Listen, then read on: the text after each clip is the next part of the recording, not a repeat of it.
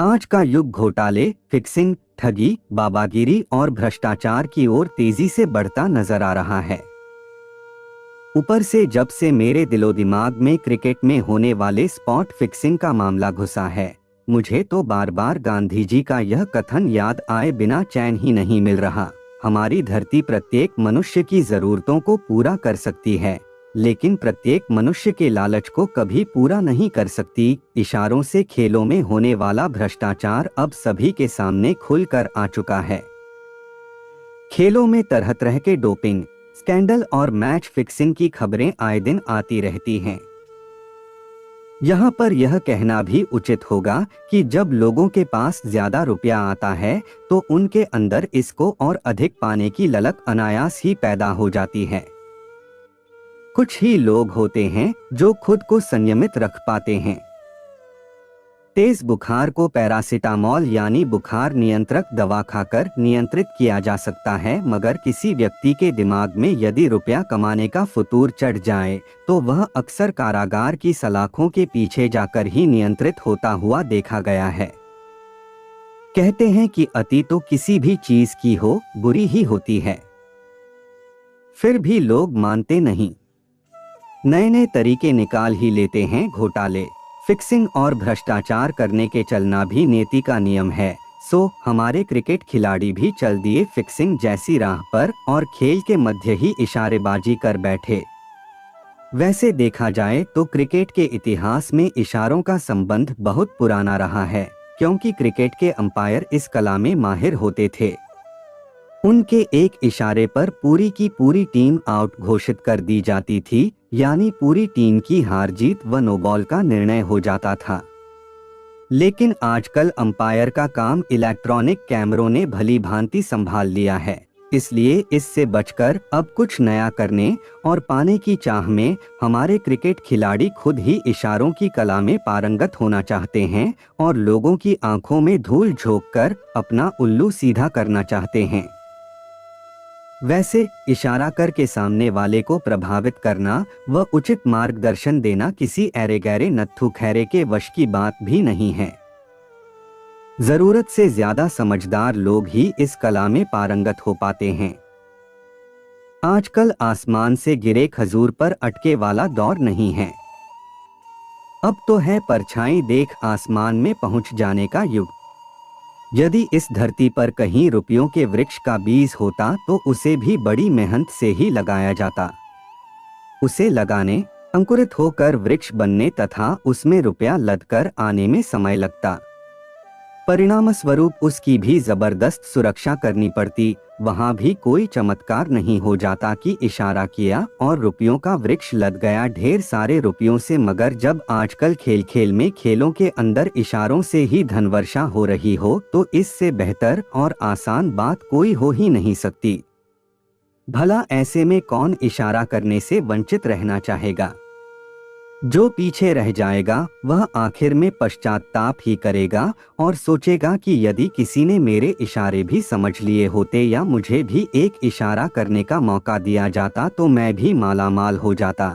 लेकिन छप्पर फाड़कर धनवर्षा सभी के यहाँ नहीं होती है, इसलिए मन मार कर संतुष्ट होना ही पड़ता है।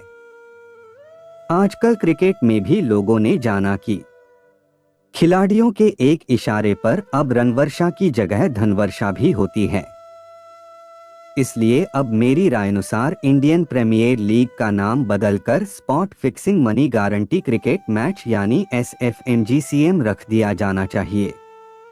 इस प्रकार के मनी गारंटी क्रिकेट खेल के लिए दिशाओं में बैट बॉल घुमाने से ज्यादा खिलाड़ियों को इशारा करने और इशारे पहचानने की ट्रेनिंग दिए जाने की जरूरत पड़ेगी, यानी जमकर धन पाने की तैयारी के लिए उन्हें नए नए इशारों द्वारा हार कर भी शानदार से शानदार कहे जाने वाले नतीजे सामने लाने में योग्य होना पड़ेगा। माना कि लालच बुरी बला होती है, मगर धनवर्षा के समय तो सभी भूल जाते हैं कि ज्यादा धनवर्षा की लूट खसोट में सिर मुड़ाते ही ओले पड़ने का डर भी बना रहता है। फिर भी इस SFMGCM खेल में यही कहा जाएगा, इशारों को अगर समझो तो राज को राज रहने दो और इससे अधिक कुछ नहीं। कभी कभी इशारे भी खतरनाक सिद्ध होते हैं। इस बात को हम अपने जीवन में भुगत चुके हैं। यहाँ आप बीती के तौर पर आपको बता रहे हैं। दरअसल अपनी जवानी में अपने घर के सामने वाली बिल्डिंग में रहने वाली रंजना को अपना दिल दे बैठे थे और हमने उसे समझा रखा था कि जब भी घर में तुम्हारे मम्मी पापा न हो तो अपनी बालकनी में लाल रंग का रुमाल टांग दिया करना, तो उसे देखकर मैं समझ जाया करूंगा कि तुम्हारे मम्मी पापा घर पर नहीं हैं। बस तुम ही घर पर अकेली हो और मैं तुमसे मिलने तुम्हारे घर बेधड़क आ जाया करूंगा। कई बार ऐसा हुआ, लेकिन एक बार मुझे उसकी बालकनी में एक लाल रंग के रुमाल की जगह तौलिया टंगा दिखा, तो भी रंजना के प्यार में अंधे हो चुके मेरे दीवाने दिल को वह लाल रुमाल ही लगा और प्यार में दीवाना होकर मैंने जैसे ही उसके घर की घंटी बजाई, दरवाजा खुलते ही मुझे सामने उसके पिताजी दिखाई दिए और मुझे देखकर वे तेज आवाज में बोले, कमबख्त, कई दिनों से देख रहा हूँ कि तुम अपने घर से मेरे घर की बालकनी में ही टकटकी लगाए हुए देखते रहते हो और अब तुम्हारी यह हिम्मत कि मेरे घर पर ही आ धमके। अभी लो, पुलिस को बुलाकर तुम्हारा हुलिया ठीक करवा देता हूँ। उनका तेजतर्रार चेहरा व बातें सुनकर मैं एकदम उनके पैरों में गिर पड़ा और बोला, अंकल जी, गलती हो गई, अब कभी ऐसा नहीं करूँगा, मुझे माफ कर दें। मेरे माफी मांगने और गिड़गिड़ाने के संपूर्ण कार्यक्रम को रंजना भी अपने पिताजी के पीछे खड़ी होकर देख रही थी। परिणाम स्वरूप उसने मेरे डरपोक किस्म के मूल स्वभाव को अच्छी तरह से पहचान लिया। इसलिए फिर उसने कभी भी लाल रुमाल अपनी बालकनी में नहीं टांगा और मैंने भी कभी अपनी बदनामी व पिटाई के डर से उसके घर के अंदर दौड़कर जाने व अपने प्यार की पेंगे बढ़ाने की हिम्मत फिर कभी नहीं जुटा पाई। कुल मिलाकर प्रेम हो, खेल हो या कोई और क्षेत्र, इशारे तो सभी क्षेत्र की जान होते हैं। कोई इन इशारों से सफल होता है तो कोई असफल, किसी को यश मिलता है तो किसी को अपयश, फिर भी इशारों का अस्तित्व होता है और सदा रहेगा।